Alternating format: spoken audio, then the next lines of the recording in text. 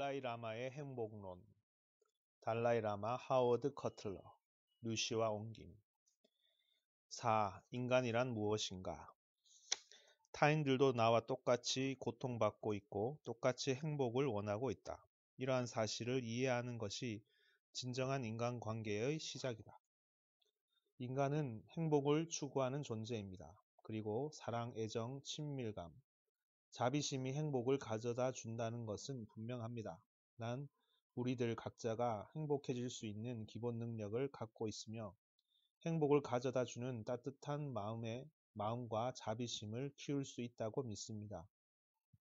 달라이 라마는 계속해서 말했다.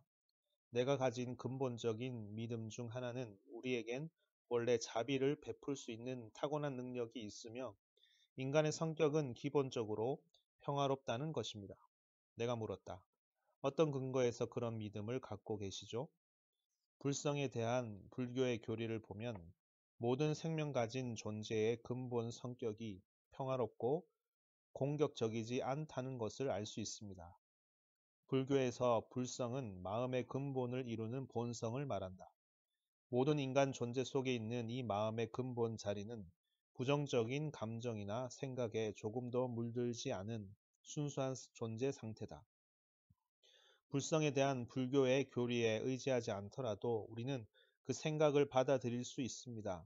인간의 사랑이나 자비심에 관한 이야기가 오로지 종교적인 문제만은 아니라고 생각합니다. 그것은 인간의 일상생활에서 피할 수 없는 부분입니다. 먼저 어린 시절부터 죽음을 맞이할 때까지 우리가 살아가는 모습을 보면 타인의 사랑 때문에 우리가 성장한다는 것을 알 수 있습니다. 세상에 태어나서 우리가 처음으로 하는 행동은 엄마의 젖을 먹는 일입니다. 이것은 사랑과 자비심에서 우러난 행동입니다. 이런 행동이 없다면 우린 생존할 수가 없습니다. 이것은 너무나도 분명한 사실입니다. 아기와 엄마 사이에 사랑이 없다면 이런 행동은 일어날 수 없습니다. 아기 입장에서 보면 젖을 주는 사람에 대한 애정이나 친밀감을 느끼지 않는다면 아마 젖을 빨지 않을 것입니다. 엄마 또한 아기에게 사랑이 없다면 젖이 나오지 않을 것입니다. 이것이 인간이 사는 방식이자 삶의 진실입니다. 이렇게 우리의 신체 구조는 사랑과 자비의 느낌에 더 끌리도록 되어 있습니다. 우리는 평화롭고 다정하고 밝은 마음이 건강에 얼마나 좋은 영향을 미치는지 알 수 있습니다. 반대로 좌절과 두려움, 불안과 분노의 느낌은 건강을 해칠 수 있습니다. 우리는 또 사랑의 감정이 정신 건강에 좋다는 것을 알 수 있습니다. 이것을 이해하려면 다른 사람들이 우리에게 따뜻한 애정을 보여줄 때 우리가 어떤 느낌을 받는지 생각해 보면 됩니다. 아니면 우리가 갖고 있는 따뜻한 느낌이나 태도가 자연스럽게 자신의 내면에 어떤 영향을 미치는지 관찰해 보면 됩니다. 따라서 인간은 기본적으로 평화로운 본성을 가졌다고 난 믿습니다. 이것이 사실이라면 우리 존재가 기본적으로 갖고 있는 평화로운 성격에 맞게 살려고 하는 것이 더 이치에 맞는 일입니다. 내가 물었다. 우리가 근본적으로 친절하고 자비로운 성격을 갖고 있다면 당신은 우리 주변에서 일어나는 온갖 갈등과 공격적인 행동들을 어떻게 설명할 수 있습니까? 달라이 라마는 진지한 표정으로 고개를 끄덕이고 나서 말했다. 물론 우리는 갈등과 긴장이 존재한다는 것을 무시할 수 없습니다. 그것은 개인의 마음뿐 아니라 가족 안에도 있습니다. 사회, 국가, 그리고 전 지구적 차원에서도 갈등과 긴장이 일어나고 있습니다. 이런 모습을 보면서 어떤 이들은 인간의 본성이 기본적으로 공격적이라는 결론을 내립니다. 그들은 인간의 역사를 가리키며 다른 동물과 비교할 때 인간의 행동이 훨씬 공격적이라고 주장합니다. 또 그들은 이렇게 주장합니다. 맞다. 우리 마음의 일부에는 자비심이 있다. 하지만 분노 또한 우리 마음의 일부를 차지하고 있다. 이런 감정도 우리의 성격의 똑같은 일부다. 두 가지 성격이 거의 똑같은 비중을 차지하고 있다. 그럼에도 불구하고 그는 긴장을 늦추지 않은 단호한 표정을 하고서 의자에 앉은 채로 몸을 앞으로 기울이며 말했다. 그럼에도 불구하고 인간의 본성이 근본적으로 자비롭고 평화롭다는 내 신념엔 변함이 없습니다. 인간은 그 성격을 더 많이 갖고 있습니다.